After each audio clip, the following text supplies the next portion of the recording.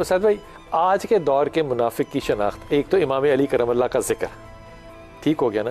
اب یہاں پہ لوگوں کی اپنی اپنی راکٹ سائنسیں بھی بڑی ہوں گی. آج کے دور میں جہاں کہ آپ کے پاس ایمپل اپرچونٹیز ہیں آرگومنٹ بنانے کے لیے، لاجک بنانے کے لیے، ریشنالٹی بنانے کے لیے، کہ آپ اللہ اور اللہ کے رسول کی اقتباع جو ہے اس سے تھوڑی سے کنارہ کشی کر کے تو گزر جائیں، مجبوریوں کے نام ہو سکتے ہیں. آج کے دور کے منافق کی شناخت کیا ہوگی؟ دیکھیں جی، حضور نبی کریم صلی اللہ علیہ وسلم کی بھی بات ہو رہی ہے اور حضرت علی المرتضیٰ رضی اللہ تعالیٰ کا جو ذکر خیر ابھی ہو رہا ہے نفاق کے حوالے سے.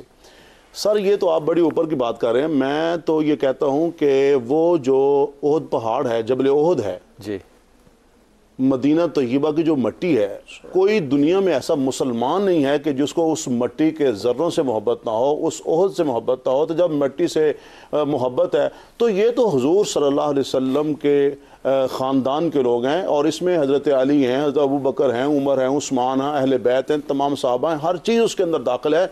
جس چیز کی نسبت حضور صلی اللہ علیہ وسلم کی طرف ہو جائے گی، وہ چیز جو ہے وہ اتنی بلند ہو جائے گی کہ جناب ہمارا ایک تو عقیدہ بن جائے گا اور دوسری عقیدت بن جائے گی. میں سمجھتا ہوں عقیدہ بھی بن جائے گا اور عقیدت بھی بن جائے گی. اور دوسری جو آپ فرما رہے ہیں کہ آج کے دور میں نفاق کو کیسے، حضور صلی اللہ علیہ وسلم نے ارشاد فرمایا کہ منافق کی 3 نشانیاں ہیں.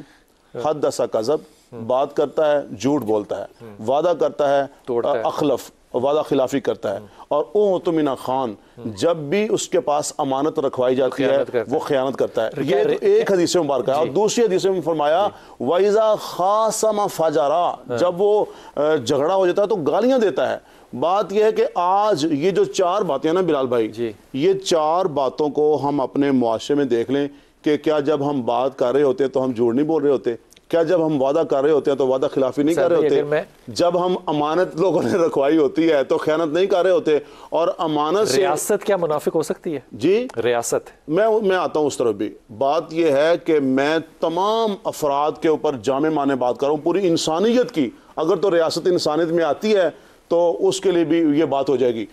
چوتھی بات جو میں کر رہا ہوں کہ جب وہ بات کرتا ہے، جھگڑا کرتا ہے تو گالیاں دیتا ہے.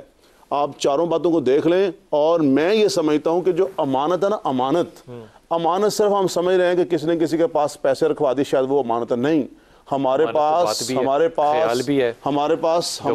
جو ہے اللہ کے نبی پسند کا جو دین ہے، مشورہ ہے، یہ بھی امانت ہے. دین بھی امانت ہے، اسلام بھی امانت ہے. جب ہم دین کے اندر جب ہم خیانت کر رہے ہیں تو دنیا کے معاملہ تو بہت پیچھے رہ گئے. تو یہ جو 4 باتیں ہیں نا، ہم ان 4 کے اندر رہ کے اپنے معاشرے کا تعلق جو ہے وہ اخلاقیات سے ہے. جی، عبادات سے تو نہیں ہے نا. دیکھیں بات یہ ہے کہ اسلام جو ہے نا، اسلام جو ہے وہ صرف عبادت کا نام نہیں ہے بلال بھائی. اسلام عبادات سے، اخلاقیات سے، معاملات سے، معاشرت سے، سیاست سے، تمام چیزوں کو ملا کر بنتا ہے. سر، میں یہ اہل بیت اطہار اور صحابہ کرام، یہ ہمارے ہاں ایک بہت بڑی خباثت شروع ہو گئی ہوئی ہے کہ تقابل کرنا. میرے نزدیک اہل بیت اطہار، یہ میرا نظریہ ہے، یہ میرا یقین ہے کہ اہل بیت اطہار کے مقابل کوئی بھی نہیں ہے. اس لیے کہ میری گزارش سن لیجئے کہ حضرت علی کرم اللہ تعالی وجہ الکریم کی ذات وہ ہے جن کے بارے میں نبی کریم صلی اللہ علیہ وآلہ وبارک وسلم نے کل ایمان انہیں قرار دیا ہے. اور پھر یہ کہ ان کا چہرہ دیکھنا عبادت ہے. پھر اور بہت سی ایسی چیزیں ہیں. اب کیا صحابیت کے زمرے میں سے حضرت علی کرم اللہ تعالی وجہ الکریم یا امامین کریمین یا اور جو اصحاب اہل بیت ہیں ان کو علیحدہ کیا جا سکتا ہے؟ اب اس میں معاملہ یہ ہے کہ جو اصحاب اہل بیت ہیں ان کے پاس 2 ڈگریاں ہیں. صحابی کے پاس 1 ڈگری ہے، وہ اللہ کے رسول سے محبت کرنے والا ہے. ہمارے لیے محترم ہے کہ انہوں نے اللہ کے رسول سے محبت کی اور اللہ کے رسول نے ان سے محبت کی. لیکن جو اہل بیت کرام ہیں، خاص طور پر امام حسن و امام حسین علیہم السلام، کہ یہ وہ ذاتیں ہیں کہ جنہیں نبی کریم صلی اللہ علیہ وآلہ وبارک وسلم نے اپنے کندھوں پر سوار کیا اور چلے وہ. اور یہ کہ یہ میری اہل ہیں، ان کے بارے میں یہ ارشاد فرمایا کہ جو حدیث مبارک ہے، ایک واقعہ ہے کہ کندھوں پہ بٹھایا تھا، عید کا دن تھا، کندھوں پہ بھی اور چادر میں بھی لے کے. حضرت ام سلمہ رضی اللہ تعالیٰ عنہ ام المومنین میں سے ان کے گھر میں بیٹھ کے اور یہ ارشاد فرمایا کہ یہ 5 لوگ 4 لوگ ہیں جو میرے ساتھ میرے اہل بیت ہیں. روایت جو بخاری میں ہے وہ سیدہ عائشہ کر رہی ہیں. جی ہاں سیدہ عائشہ حضرت انس بن مالک جو ہے نا، یہ کندھوں پر سواری کا شرف جو ہے، اس کی نسبت حضرت انس بن مالک نے 21 مرتبہ اس کی نسبت فرمائی ہے. کیا بات ہے. آپ نے یمن کے قریب ایک مسجد میں خطاب کے دوران جو اپنے سامعین تھے انہیں بتایا کہ حضرات حسنین کریمین کا یہ شرف ہے کہ میں نے 9 برس کی عمر میں سرکار دو عالم کی خدمت میں آیا، 10 برس حضور کی خدمت میں رہا. کہتے ہیں میں نے اس 10 برس کے عرصے میں شہزادوں کو سرکار دو عالم صلی اللہ علیہ وسلم کے پاکیزہ شانوں پر 21 سے زائد مرتبہ سواری کرتے ہوئے تھے. حضرت انس کہہ رہے ہیں جی حضرت انس جو متسلسل کے ساتھ سرکار جی ہاں سرکار دو عالم کے ساتھ. ایک جملہ کہہ رہا ہوں، آپ مجھے بتائیے گا کہ یہ جملہ ٹھیک ہے نہیں. اس کو بہت آسانی سے منافقوں کو سمجھیں. جس کے پاس اتباع رسول نہیں ہے وہ منافق ہے. بے شک بے شک بے شک.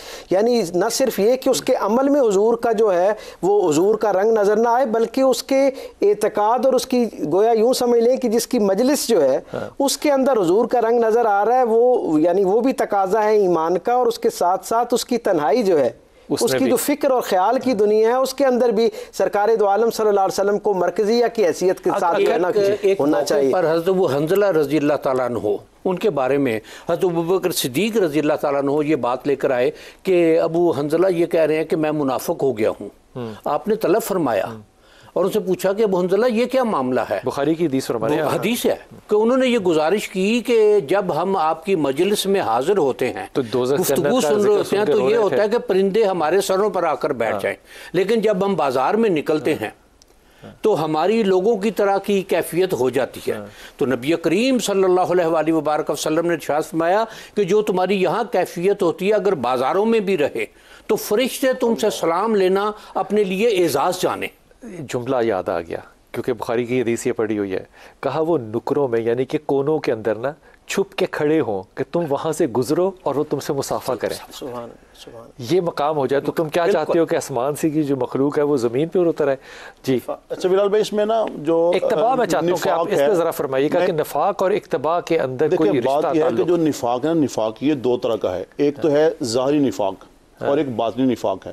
ظاہری نفاق یہ ہے منافق جو ہے، یعنی یہ بھی نفاق ہی کیٹیگریز ہیں کہ میں دھوکہ کرتا ہوں کسی کے ساتھ، میں کسی کو قتل کر رہا ہوں، میں کسی پہ ظلم کر رہا ہوں، یہ جی سارا کچھ ہے اس میں. یہ تو ہے اس کے ظاہری جو صورتیں نظر آ رہی ہیں. ایک باطنی ہے، حسد ہے، بغض ہے، کینہ ہے اور سازشی ذہن ہے.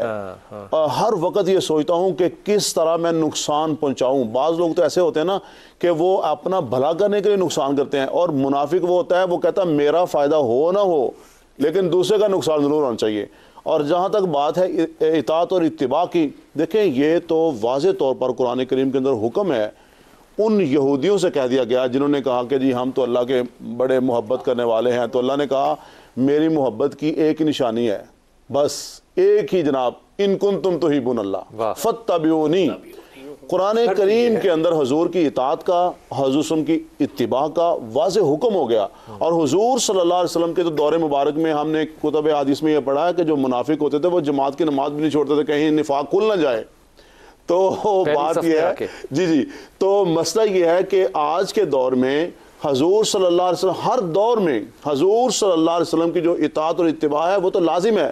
حضور صلی اللہ علیہ وسلم نے اپنے صحابہ سے نہیں کہا تھا کہ اگر آج کے دور میں موسیٰ علیہ السلام، عیسیٰ علیہ السلام آ جائیں اور جس طرح عیسیٰ علیہ السلام آئیں گے اور وہ حضور صلی اللہ علیہ وسلم کے دین کی اطاعت کریں گے، اتباع کریں گے.